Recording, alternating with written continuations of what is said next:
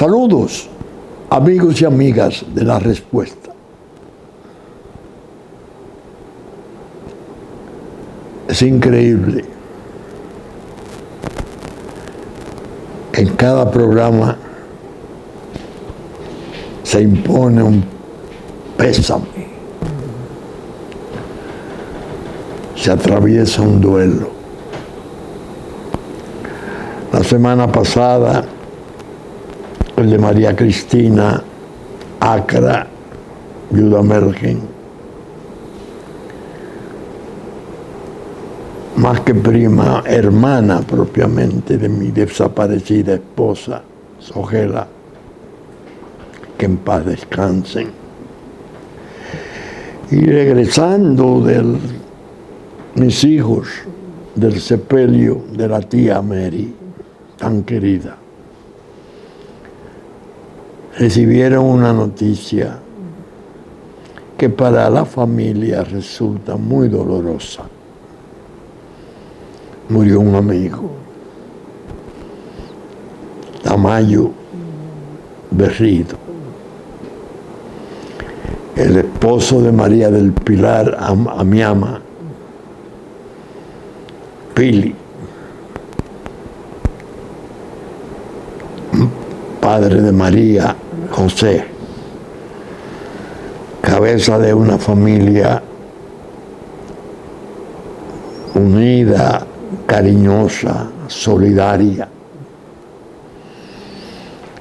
que supo darnos durante los 3 años del último tramo de la vida de mi esposa un respaldo increíblemente cálido y solidario.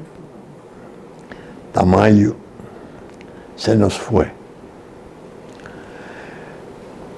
De repente, según me explican,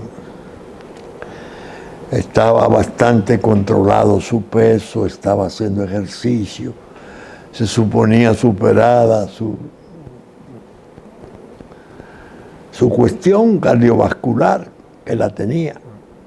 De repente llegó su hora. ¿Cuánto lo hemos sentido? Un amigo admirable.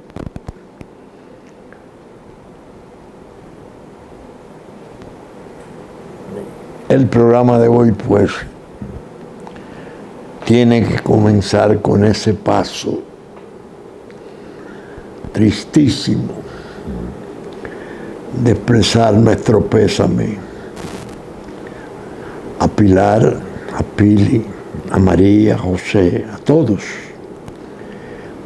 sus familiares. Tamayo, yo le solía decir, Tamayito, descansa en paz, hijo. Que Dios acoja en su santo seno tu alma y le dé paz a tus restos, amigo querido. Adiós. En cierto modo, hasta pronto. Ya me toca decir en cada pésame. Bien. La pandemia y las guerras imbatibles como noticias, como temas que deben de ser de algún modo mantenidas en el primer lugar de información de este programa. De la pandemia nos enteramos ya por las publicaciones internacionales y entre nosotros se ha ido el COVID-19 aplatanando, se diría, para usar una expresión pintoresca de los dominicanos. Lo tenemos aquí. Vemos a cada momento cómo la autoridad se inquieta. Se celebra un seminario para pasar balance de los esfuerzos válidos que ha hecho la autoridad, el gobierno, para lidiar con el azote del COVID-19, pero ya en la población se siente el hastío manifestado en el esparcimiento. La gente no le está temiendo a agruparse, a estar juntos en habitaciones estrechas o en lugares de mucha congestión. Y el peligro persiste. Nos dicen, subieron a tantos casos, como he dicho otras veces. Ahora con la cola demoníaca del cólera que anda ahí, que en Haití ha azotado y que lleva más de 1000 muertos, que aquí subió sobre 100, pero está moviendo la cola del daño. Higiene, lavarse las manos.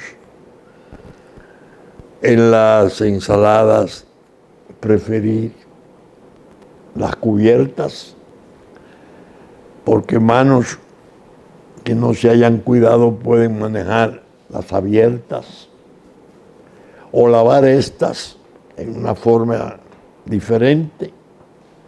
No sé, se me ocurren esas cosas que he oído, porque la preocupación de ambas versiones de quebranto no debe cejar.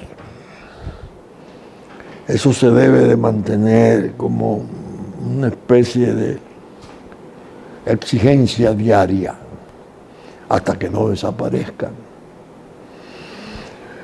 Bien, hoy voy a señalar algunas cosas sobre la guerra. Acaba de producirse un incidente en el Mar Negro. Un dron norteamericano de los grandes, creo que tiene unos 11 metros, no tripulado, claro está,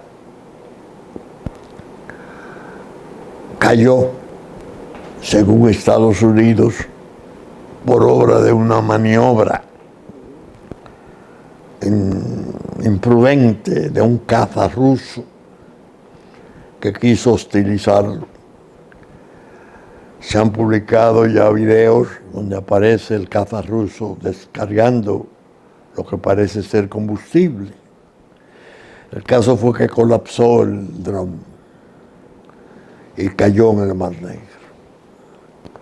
Acusaciones y contraacusaciones, que si fue derribado, que si fue un accidente. Pero estuve oyendo al señor ministro de Defensa de Estados Unidos hablar en una conferencia de prensa y me tranquilizó algo que he venido sosteniendo en muchos programas. Los mandos militares, los altos mandos de Rusia y de Estados Unidos están conversando. Y parece que hasta las propias cancillerías están conversando en un plano menos interesante, porque siempre la política, las reuniones son muy sinuosas y poco confiables.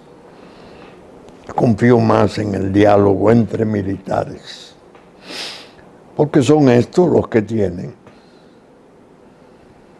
la realidad en las manos, los instrumentos de destrucción masiva y los que más pueden anticipar las tragedias. Y el señor ministro de Defensa de Estados Unidos me lució conmovido pero seguro. Llamó a su al ministro de Defensa de Rusia y conversaron. Parece que se pusieron de acuerdo en entender que no fue derribado, sino que una maniobra imprudente, poco prudente, poco diestra, determinó la caída. Lo cierto es que siempre históricamente así se consagra, ha habido lo que se viene llamando a través de las décadas el error trágico, que da pie y resulta detonante de las grandes guerras. Es decir, pueden estar los gobiernos conversando y sus funcionarios más calificados conversando, los más responsables. Pero en este caso es tan extenso el campo. Estados Unidos, un equipo sofisticado volando en el Mar Negro, en el borde o no sé qué parte del espacio aéreo de Rusia. Pero así lo vemos en el Báltico, en el Mar del Norte, arriba, con cabezas nucleares, acto de sabotaje, el gasoducto, el gran gasoducto con que se alimentaba Europa, las investigaciones y quién lo explosionó. Rusia que dice, no lo voy a reparar, quienes lo destruyeron que lo hagan. Y Europa sufriendo evidentemente. El error trágico es como el incidente, aparentemente nimio, un incidente corriente, que por producirse en un determinado momento puede servir de detonante para la catástrofe. Es la experiencia que ya esa clásica de Sarajevo, de Serbia, la muerte del archiduque y la declaración de la Primera Guerra Mundial, que se llegó a entender que terminarían unos meses, que las muchachas francesas de París iban bailando y cantando a despedir sus novios y los soldados, y despidiéndose por el pronto regreso, y que como toda guerra es un monstruo. Costó 4 años de luchas en trincheras y 10 millones de muertos. Los errores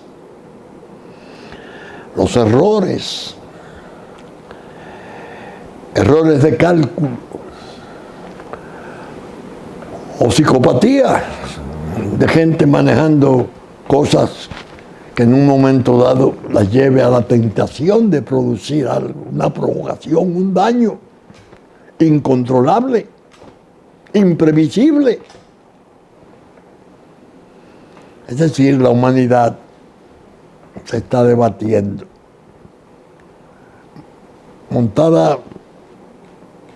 parada en esa cuerda floja de las vicisitudes. No se sabe en qué momento puede producirse lo peor como consecuencia de eso. Hay errores a largo plazo, errores de cálculo de los gobiernos. La guerra de Ucrania, el desgaste de la guerra, Rusia que no termina por ocupar, no puede, parece, ocupar a Bakhmut, la ciudad clave en el Donbass. Occidente que manda armamento por 80 y tantos mil millones de dólares y alienta a la victoria. Polonia que manda ahora 4 aviones MiG-29, por Dios, alentando a Ucrania, que tiene su pueblo en desbandada, más de 8 millones en éxodo, el resto en frío, en desamparo, población inocente sufriendo. Pero el cálculo de Occidente fue, evidentemente, más que de los gobiernos, de los intereses poderosos dueños del mundo, lo que yo llamo muchas veces el Leviatán de Davos. Si la guerra se hace de desgaste, vamos a desestabilizar a Rusia. Vendrán problemas, se caerá Putin y ahí arreglamos cuentas. Y aparecerá un Yeltsin de nuevo y nos permitirá tener acceso a sus 17.000 millones de kilómetros y a sus recursos. Un cálculo. Municiones, vamos a mandar municiones, porque el desgaste es lo que queremos. Putin de su lado, respondiendo. Evidentemente se anticipó y dijo por qué se había anticipado. Si tendría él como un ex oficial de inteligencia de KGB información sobre los preparativos del nuevo ejército de Ucrania, los 8 años que la primera ministra de Alemania de entonces, Angela Merkel, dijo que se aprovecharon para ir preparando después del acuerdo de Minsk el ejército ucraniano, porque se necesitaba eso, importantizar las armas de Ucrania para una guerra de desgaste.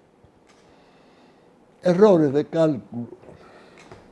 Ahora resulta que las economías, mientras Occidente está confrontando trastornos gravísimos ya en el área de los bancos importantísimos, quebrados, auxiliados por los demás bancos para que no se produzca un contagio en Estados Unidos. Europa temblando ante ese desastre que le va a llegar.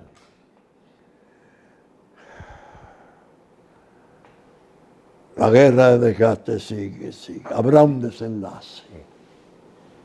En el fondo los pueblos del mundo en general, son los que, como dice el humor popular, pagan la java que el burro se comió.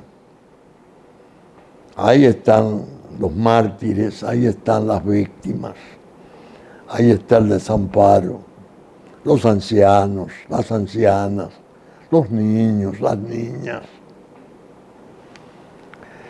Es deprimente realmente hacer un programa de televisión y darle las espaldas a esas preocupaciones. No se puede. Por eso ustedes podrán advertir mi insistencia necia, si se quiere. Lo acepto como tal, pero creo cumplir un deber. Que Dios nos ampare y nos libre de un escalamiento de esas guerras. Óigame, noticias como esta. China estaba furiosa por un acuerdo que han celebrado Estados Unidos, Australia e Inglaterra, Reino Unido, destinado a crear una estructura de flota, una flota de estructura de submarinos avanzadísimos, con cargas nucleares, para atajar a China, que está haciendo una especie de toma del Indo-Pacífico. Y eso, los aviones vuelan y se encuentran y los barcos pasan y los norteamericanos pasan entre Taiwán y China sobrevuela Taiwán y el coreano suelta los intercontinentales que caen cerca de Japón. Y bueno, ustedes me comprenden. Es una cosa altamente peligrosa cuando está ocurriendo. Hay una crisis mundial severa, severísima. Por desgracia, Los hombres siguen siendo pequeños frente a las magnitudes de los acontecimientos que abruman al mundo. Bien, uno piensa mucho en este tiempo de pandemia. Lee, escribe, pero piensa sobre todo en soledad. Cada quien tiene sus restricciones, los encuentros son furtivos, se perdió la convivencia que conocimos una vez. Y la verdad es que yo leí una noticia en el Listín Diario. Al grabar este programa, viernes, que me llamó la atención. Y le voy a confesar, sentí tristeza, una tristeza adicional a la que hablo. Dos senadores norteamericanos importantes, Marco Rubio y Tim Kaine, acaban de proponer un proyecto de ley al Senado norteamericano destinado a sobreasegurar la región del Caribe. Las motivaciones que salieron en la prensa, que no conocemos en detalle, del proyecto, las que aparecieron indican que la preocupación de esos dos importantes legisladores norteamericanos intentan crear una ley, que se apruebe una ley para obligar a su gobierno a proveer seguridad en la región. ¿Por qué yo hablo de una tristeza adicional? Porque estamos al 19 de marzo del 2023. Hace más de 20 años. Más de 20 años, señores. Yo hablé de eso en el propio Departamento de Estado, en una reunión de seguridad del Caribe. Es decir, esta previsión de los senadores ahora, cuando se ha deteriorado la región en una forma alarmante, porque están apareciendo signos poderosos de conflictos, quizá la expresión más enigmática y mayor sea la de Haití, pero está por verse la cuestión de Nicaragua, Venezuela, Colombia, Brasil, Chile, regados los peligros que puedan suscitarse con gobiernos de izquierda, la presencia de las potencias extracontinentales en América, la capacidad de penetración de China con su comercio, pero China también con sus arsenales y sus poderes, ya superpotencia. Cuando viene a agravarse eso, a llegar a términos desesperados, hace más de 20 años, en el 2010 tengo entendido, fines del 2010, este modesto abogado, funcionario del gobierno de República Dominicana en el área de las drogas, le enmendó la plana en una reunión del Caribe al gobierno americano. Lo he contado otras veces, pero lo debo repetir porque la gente debe de entender por qué lo explico. Llegamos a la conferencia Y al ver su programa, tenía una participación de 5 minutos en el medio del programa de oradores. Yo me rehusé. Mi distinguido, inolvidable amigo, que en paz descanse, Diógenes Checo, que me acompañaba, valioso colaborador del Consejo de Drogas,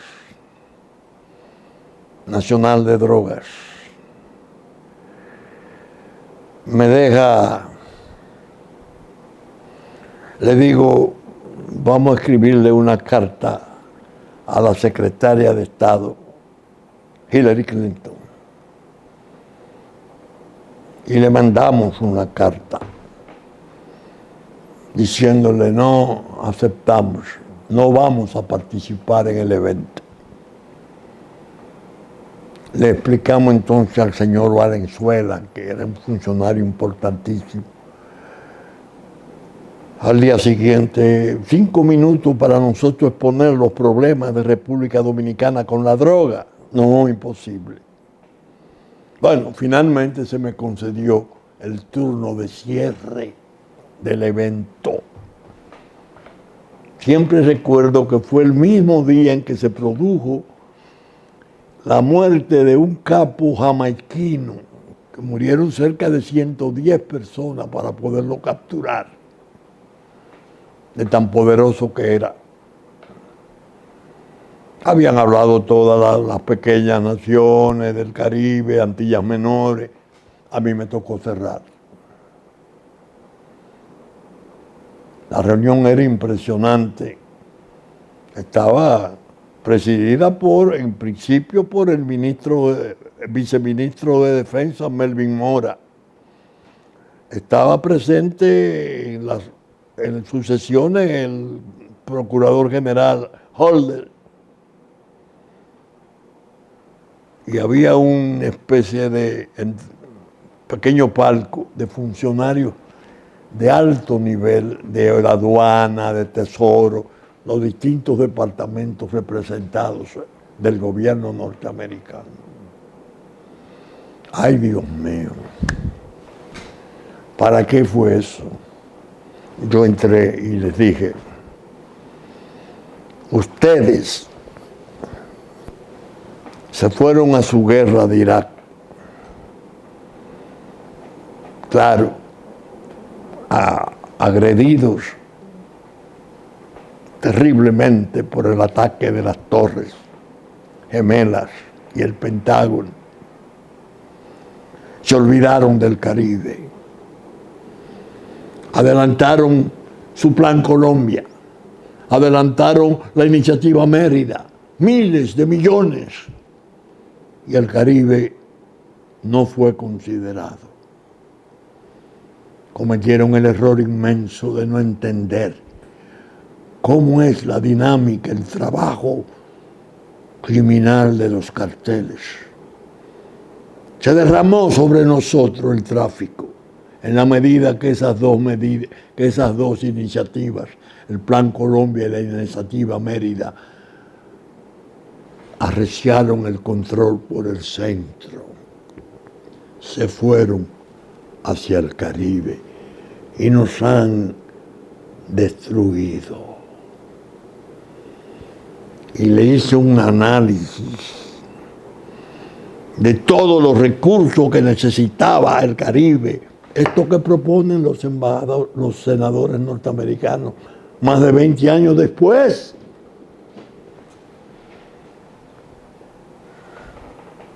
Fue una palma de fuego lo que yo planteé allá.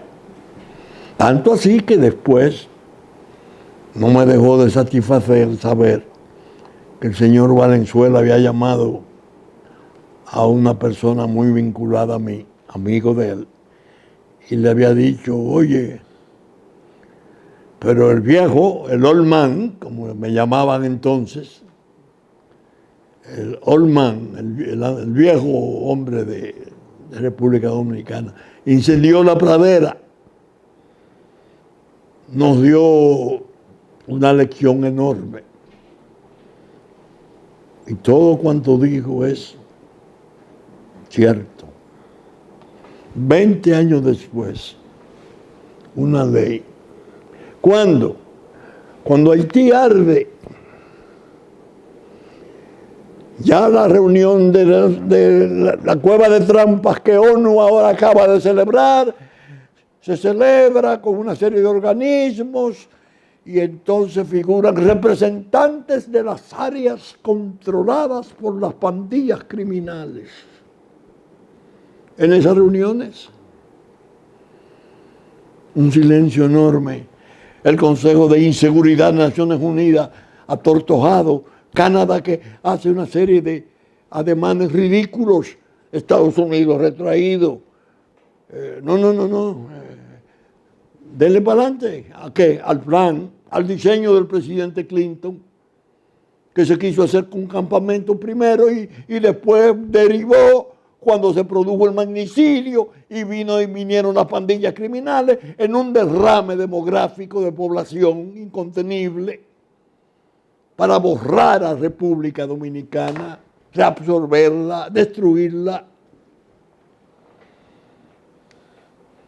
con el inconveniente ahora de que la geopolítica se amplió. China y Rusia tienen presencia en el país, en Haití, en Venezuela, en Colombia, en toda América y América Latina. Toda América Latina y el Caribe, para decirlo con propiedad. Es en ese, como yo digo en mi pregunta de este miércoles, es en las ancas de ese potro salvaje de conflictos donde va montada la suerte nacional. Lo digo en mi pregunta de esta semana del miércoles que pasó, titulada ¿para quién fue el desaire? Me refería a la cuestión de la ausencia sensible de Leonel Fernández en la reunión primera y en la reunión segunda que se han hecho a instancia del presidente de la República en asamblea un 27 de febrero, hablando de los peligros nacionales.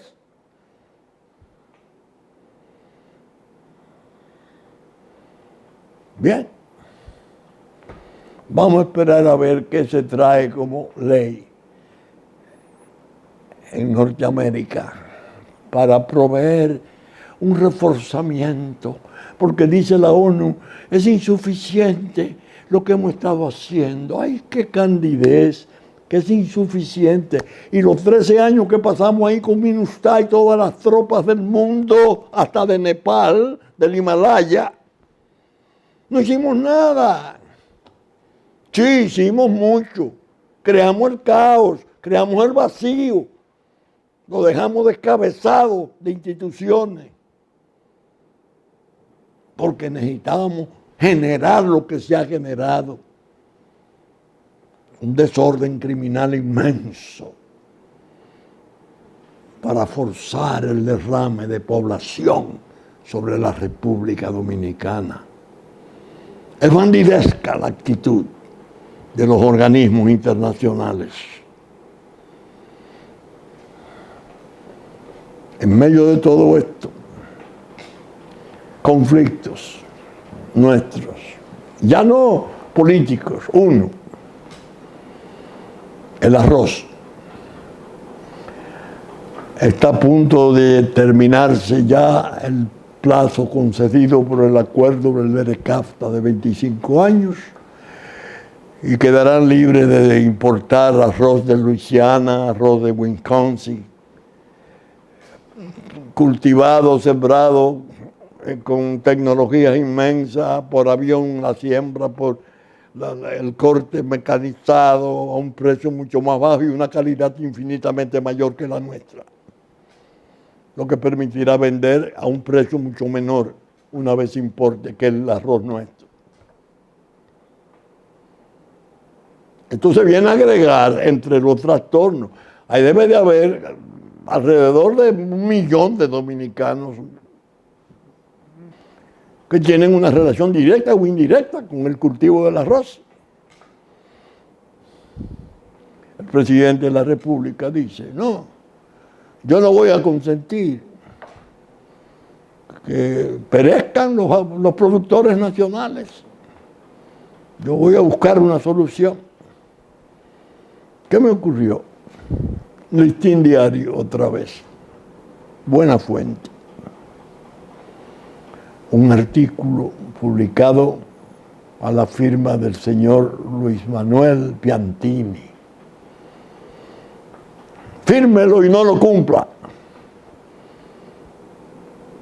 Un antiguo funcionario del Banco Central, al parecer muy informado de esa institución por décadas, cuenta desde Trujillo el primer acuerdo con el Fondo Monetario Internacional, el que tenía que firmar una documentación final con las condiciones, la actitud de Trujillo, fírmelo y no lo cumpla.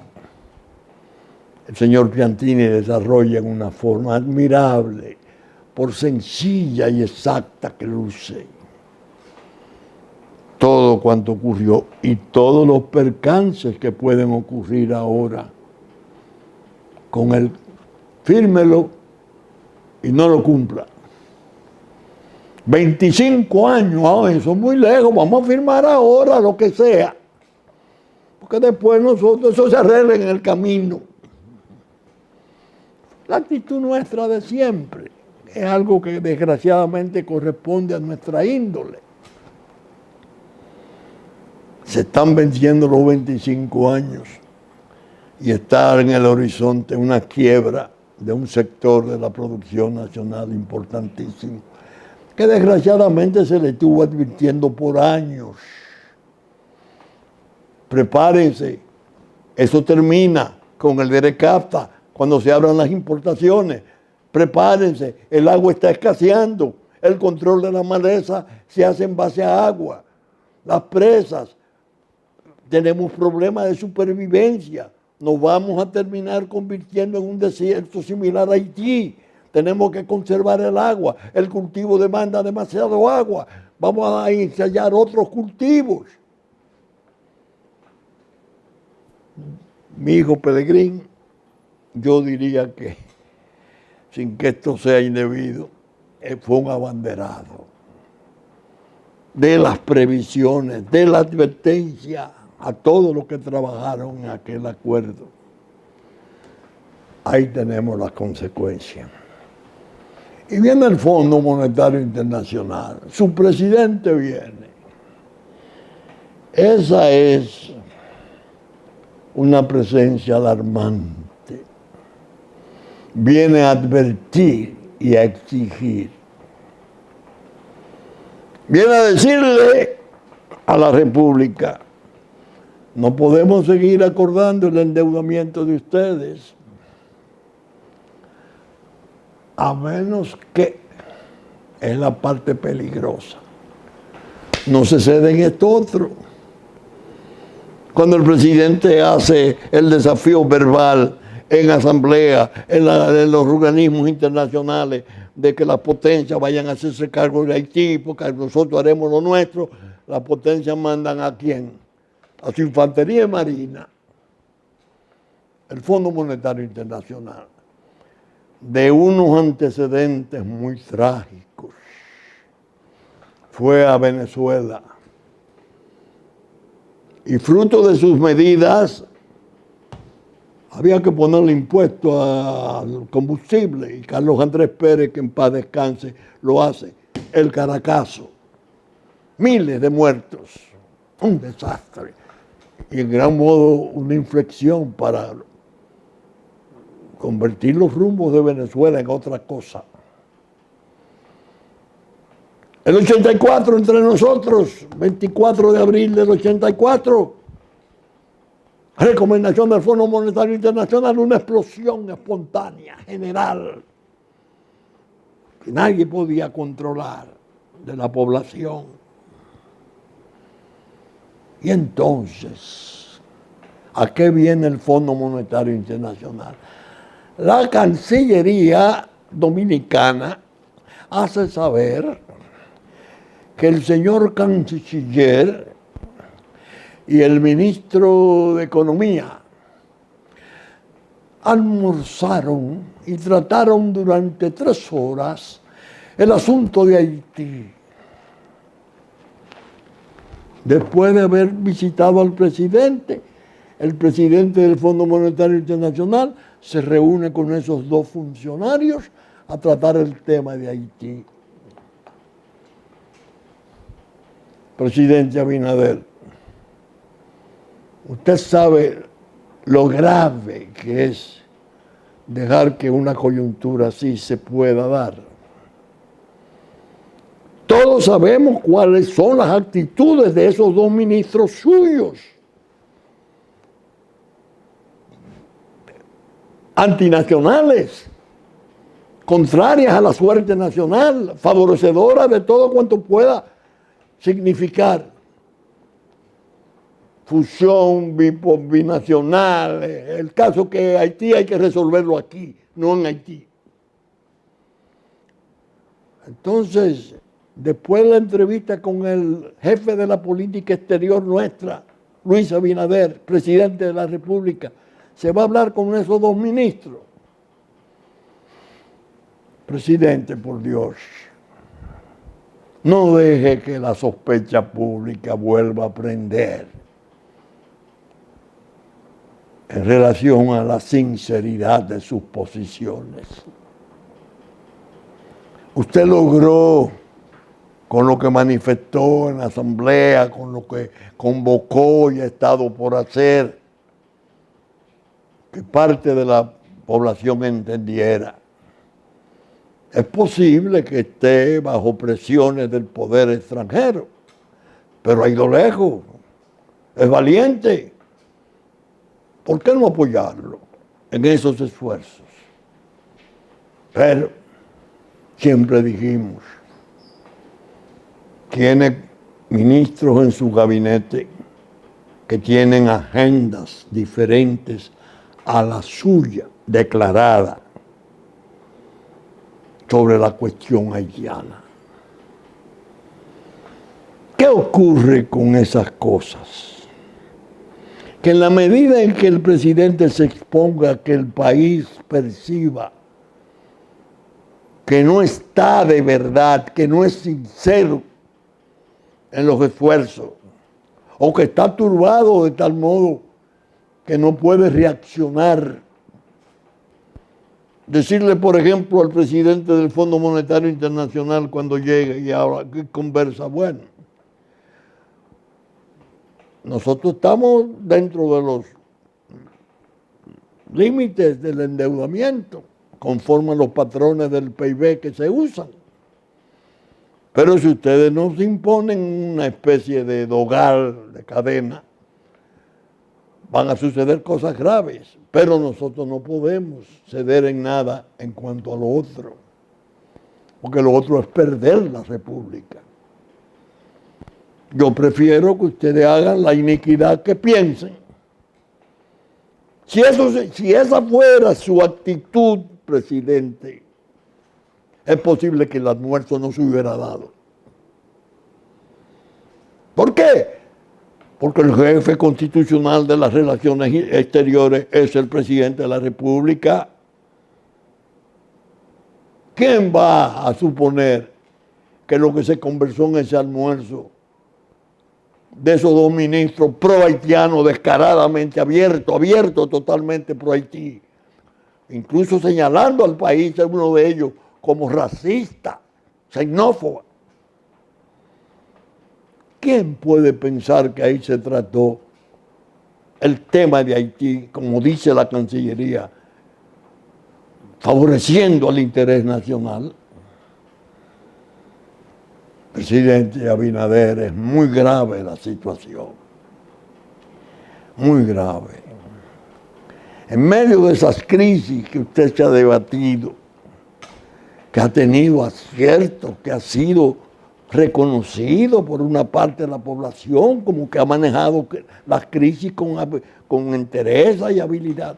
Le llegan estas, pero estas son cruciales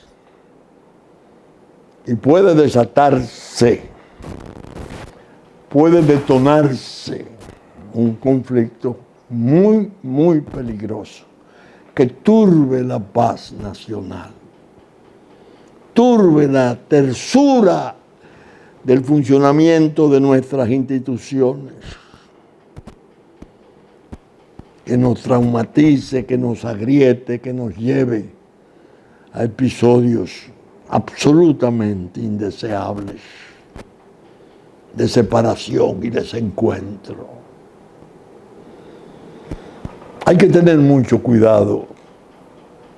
La nación está pendiente de su guía constitucional y del otro guía de oposición,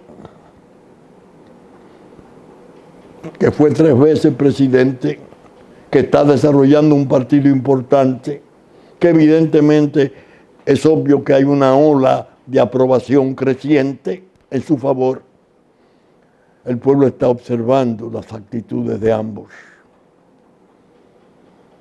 Y a ambos les digo, solo hay un camino para la defensa de la patria. No vacilar y arrojarse a los riesgos en los términos más desesperados que se presenten. Esta es la oportunidad de hacerlo. Háganlo, por Dios. Haití, de su parte, entrando en el silencio. Ustedes han notado que no hay muchas noticias sobre Haití. La que nos llegó ahora últimamente es un manjar. La reunión de UNICEF, 5 o 6 ONG, organizaciones multinacionales, ONU presidiendo, como si hubiera llegado a Haití por primera vez, sin sonrojo, sin la vergüenza de haber pasado 13 años inútiles, estériles y malignos ahí. El apoyo que se le ha estado dando es insuficiente. Vamos a ver con el señor primer ministro Ariel Henry, vamos a ver cómo eso se mejora. Y estaban entre los representantes de las regiones y las zonas territoriales bajo control y dominio de las pandillas. Están a punto de declararse no pandillas, sino guerrillas revolucionarias en capacidad de generar un cambio rotundo en Haití y darnos el regalo de una nueva república democrática socialista a imagen de Venezuela. Puede venir. Hay dos potencias que yo no digo que estén haciendo activamente cosas para que eso suceda, pero no les desagrada que suceda. Si sucede, les aprovecha. Sobre todo ellos que han manifestado ánimos magnánimos, 15.000 millones China, el ruso se iba a volcar, le dijeron al presidente sacrificado. Pero si esto surge, vamos a echar la oportunidad. Y ahí tenemos en el Caribe otra tragedia de magnitudes mundiales. Es que no se puede eso entender.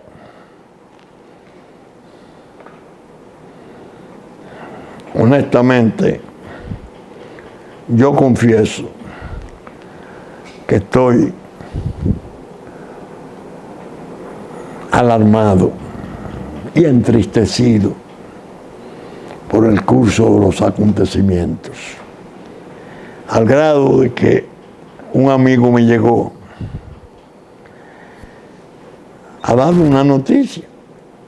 Navarrete está incendiado. Navarrete. Sí, está bajo control militar y ha habido bombas y todo. Bueno. Ajá. Pero no es la primera vez. Ellos han tenido siempre una participación muy agresiva, sí. Murió una niña, no sé, de pocos años.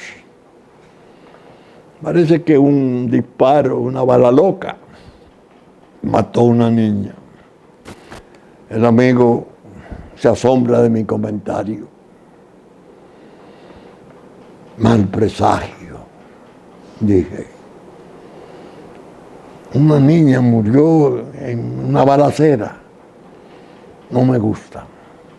Ah, pero usted se ha metido entonces a un supersticioso. No. Yo recibo muchas señales de la vida y muchas no se originan así por así. Históricamente siempre ha habido cosas que presagian lo que puede venir. Esa niña inocente que muere en esa balacera puede ser una muestra tristísima de lo que puede ocurrir con la pérdida de nuestra paz. Y eso está servido a la mesa. Y hay mucha gente que está pendiente aquí de que ocurra porque les interesa pescar el río revuelto, que se normalice todo, a ver qué surge. Dios mío, ¿tal es el camino? No. El camino es la unidad sana, en el amor, la piedad, el respeto que la patria exige al servirle. Bien, saben ustedes que estamos saliendo por Supercanal, domingo a las 11 de la mañana, canales 33 de Claro, 3 del cable, en nuestra versión central. Que asimismo Teleimpacto, canales 52 de Claro, 22 del cable, a las 12 del mediodía, a las 9 de la noche de domingo, 7 de la mañana, 8 de la noche de lunes, reproduce nuestro programa. Y que a partir de las 12 del mediodía de domingo ya estaremos en YouTube. Espero estar con ustedes el próximo fin de semana. Y ojalá que aparezcan buenas nuevas. Pidámosles a Dios que así sea. Gracias.